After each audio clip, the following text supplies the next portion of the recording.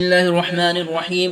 حضرت ابو ذر اور حضرت معاذ بن جبل رضی اللہ عنہما سے روایت ہے کہ رسول اللہ صلی اللہ علیہ وسلم کا ارشاد گرامی ہے، جہاں کہیں ہو اللہ سے ڈرتے رہو، اگر گناہ ہو جائے تو اس کے بعد نیکی کر لیا کرو کہ وہ گناہوں کو مٹا دیتی ہے، اور لوگوں سے حسن اخلاق سے پیش آؤ۔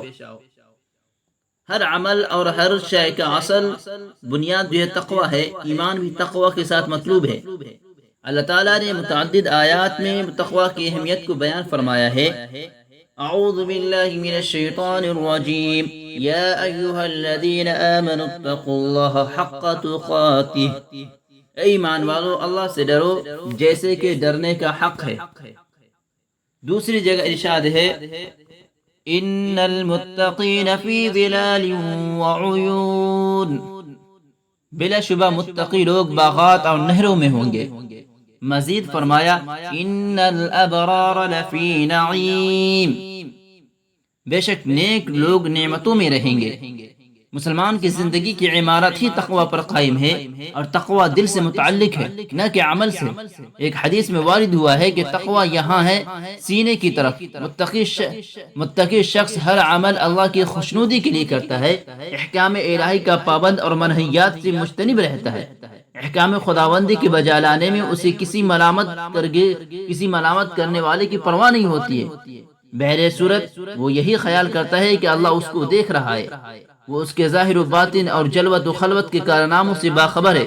یہی تقوی کی حقیقت ہے، بندہ نواہی سے دور اور اوامر پہ کاربند ہو جائے۔ انسان جب متقی ہو جاتا ہے تو ممنوعات میں نہیں پڑتا ہے۔ چنانچہ تقوی یہ نہیں کہ لوگوں کے سامنے عمل کرنے لگو اور تنہائی میں چھوڑ دو، اساتذہ اور ماں باپ کے سامنے نماز پڑھنے لگو اور ان کی غیر موجودگی میں غفلت برتو۔ خالق سے تقوی کا معاملہ کر کے بندہ صراط مستقیم پر گامزن ہو جاتا ہے۔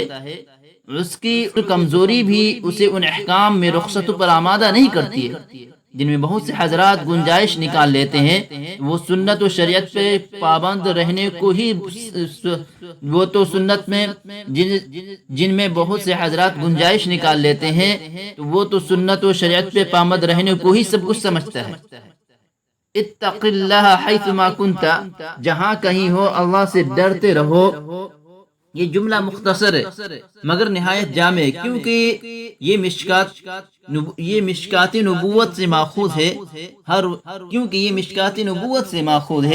ہر وقت اللہ کا لحاظ کرنا، مثلا آپ تنہا ہو، آپ کے پاس الیکٹرانک میڈیا یا ٹیلی ویژن، اینڈرائیڈ موبائل وغیرہ موجود ہو، آپ جس طرح چاہے اسے استعمال کر سکتے ہو۔